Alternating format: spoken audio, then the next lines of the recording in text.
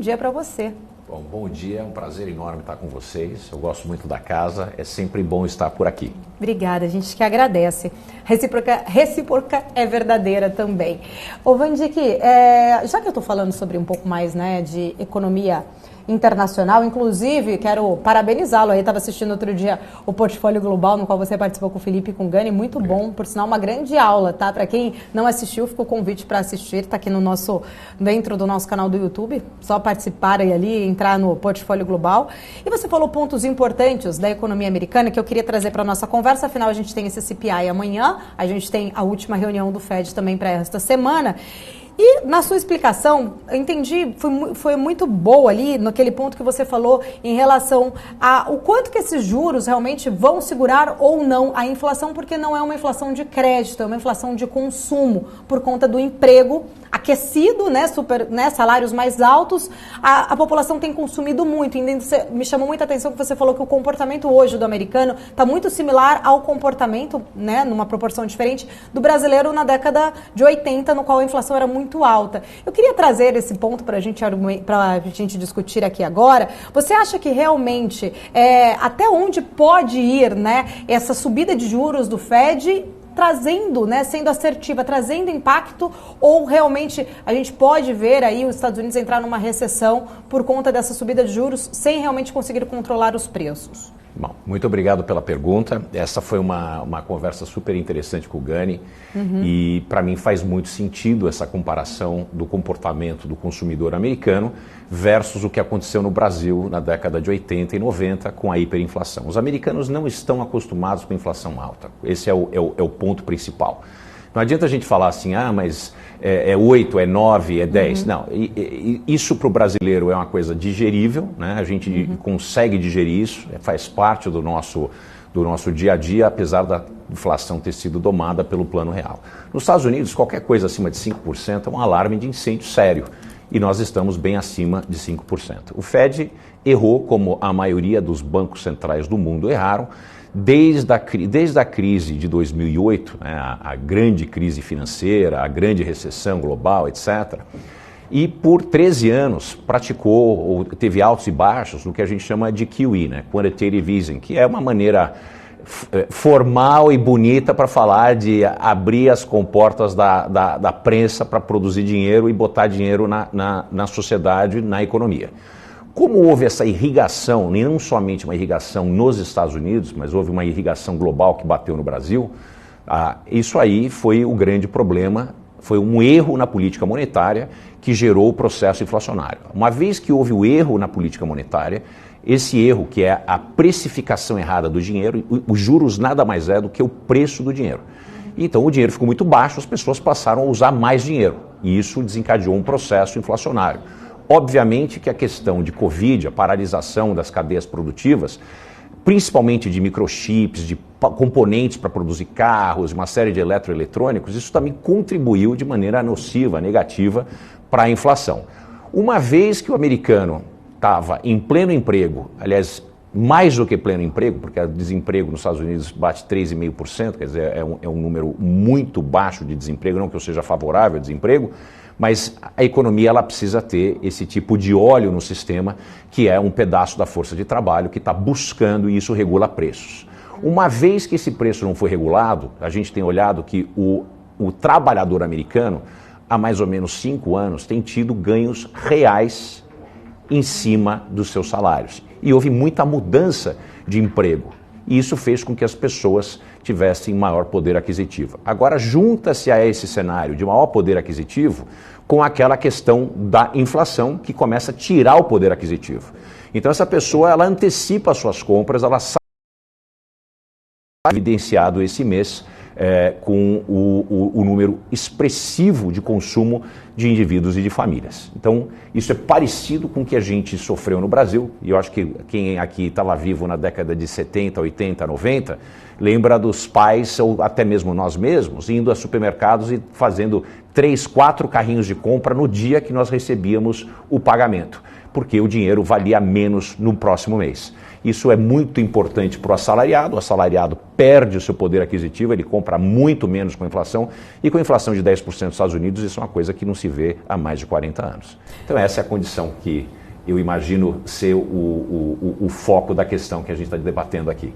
Vandique, eu sempre falo muito, né, que a gente tenta trazer sempre a questão educacional também diante das nossas conversas, das notícias, para realmente entender, muitas vezes, as pessoas que estão aqui nos acompanhando, a gente sabe, né, graus aqui diferentes, muitas vezes até de experiência no mercado, e o quanto é importante a gente entender todas as questões que possam impactar, né, a reação do mercado. Juros, a gente sabe o quanto impacta realmente, principalmente as empresas, né, que estão listadas em tecnologia, enfim. Mas eu queria, né, nessa questão ainda da economia americana, entender, e você, né, como um ótimo educador, me ajudar a gente falar um pouco mais sobre essa questão, porque muitas vezes quando a gente fala em pleno emprego, os dados bons econômicos às vezes são dados ruins, muita gente fala, mas poxa, seria bom então se a economia, se o emprego não tivesse em alta, se tivesse desemprego. Eu acho que é importante a gente pontuar, porque quando a gente fala, né, que esse pleno emprego, o super salário, ele está desenrolando ainda mais inflação, para que as pessoas consigam realmente entender, né,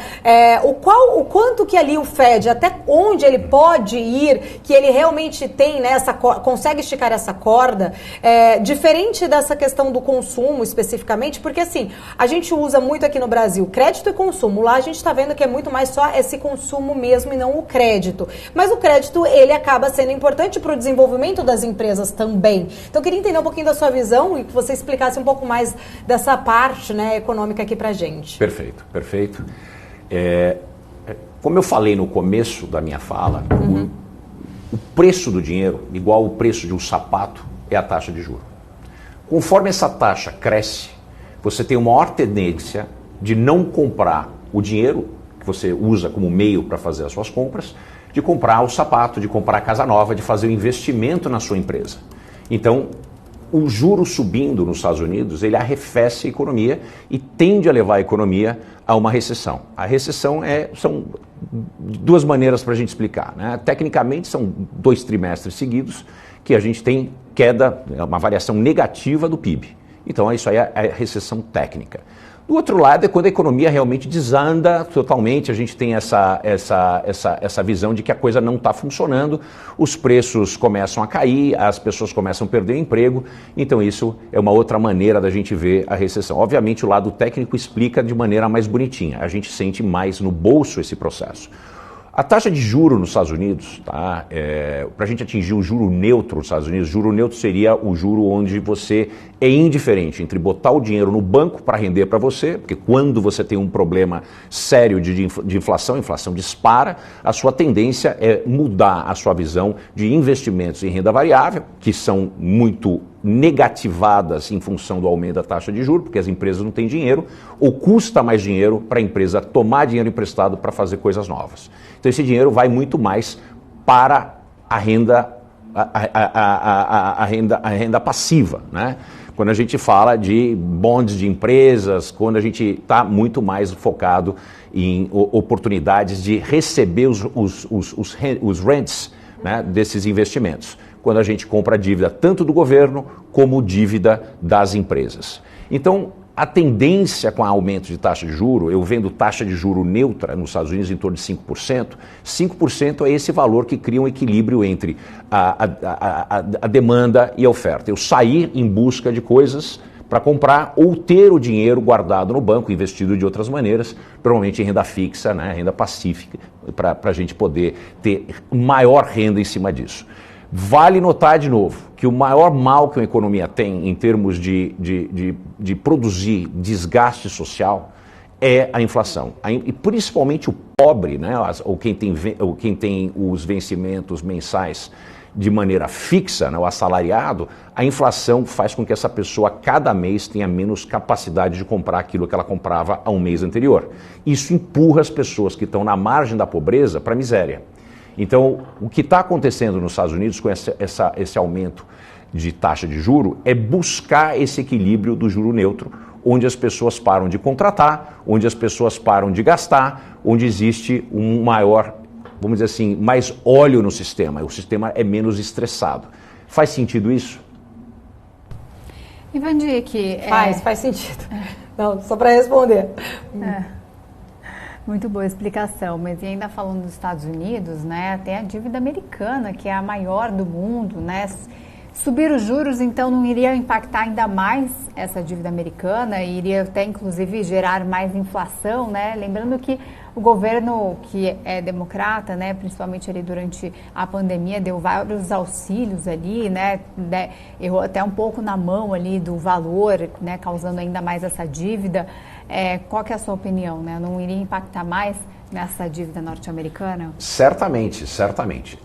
A grande preocupação com a dívida não é a dívida em si, mas é a trajetória dessa dívida, né? Como essa dívida cresce e por que cresce. Quando a gente aumenta a taxa de juro, obviamente, a dívida de um governo, isso vale para os Estados Unidos e para o Brasil, ela cresce junto com esse aumento de taxa de juro. As pessoas passam a cobrar mais para fazer a rolagem da dívida e com isso a gente incorre dívida em cima da própria dívida, porque nós temos que pagar juros, é o serviço da dívida. O serviço da dívida, vocês terem uma ideia, nos Estados Unidos, a diferença, né, é que nos Estados Unidos o serviço ainda é muito baixo perante o PIB, né? A preocupação existe, a taxa de juros aumentando, a trajetória da dívida também vai aumentar, mas a produtividade, a possibilidade de crescimento da economia americana, mesmo com uma leve recessão, ainda é muito robusta. Então, não impacta tanto a trajetória da dívida americana, porque tem muita gente querendo comprar a dívida americana, né?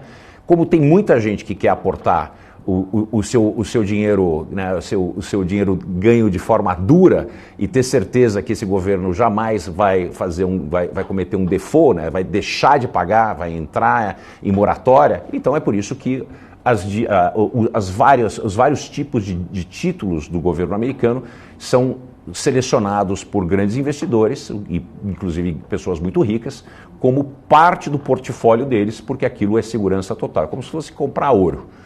Só que a grande vantagem é que você ainda recebe o valor pago de cupom, que são os juros que você recebe semestralmente, ou dependendo como é feito o tipo de título. A preocupação com a trajetória da dívida americana, ela é real, mas neste momento ainda não é preocupante. O que preocupa é o acúmulo dessa dívida.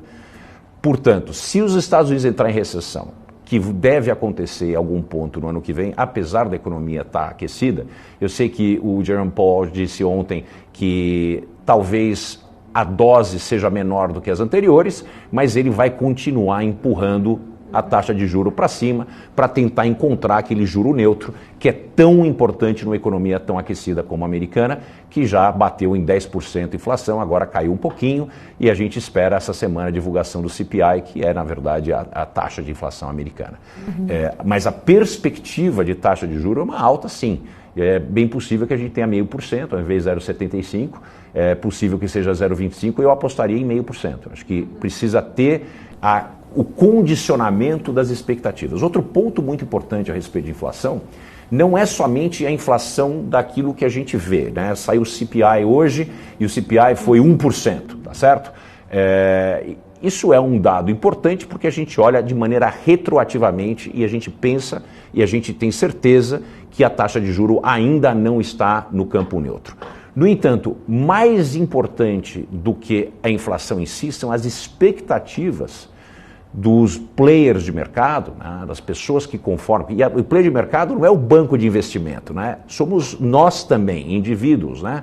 O nosso comportamento de ir ao mercado e comprar coisas, antecipando a inflação futura.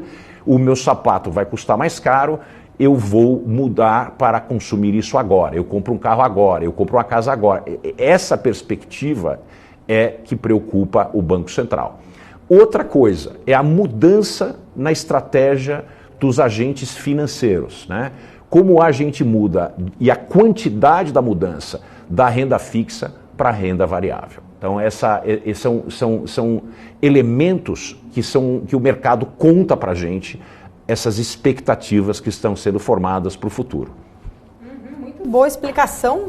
Vamos continuar debatendo este assunto, ainda tem outras dúvidas aqui, outras perguntas, Vandique. Tô de olho aqui no chat também, viu, gente? Obrigada aí pelos comentários, vão mandando sugestões aí também, né, das perguntas, o que vocês gostariam que a gente abordasse mais aqui com o Vandique. Daqui a pouquinho a gente vai receber o Henrico Cosolino também aqui na nossa programação. Eu vou para mais um rápido intervalo comercial, volto em instantes para a gente continuar aqui a nossa conversa. Não saiam daí.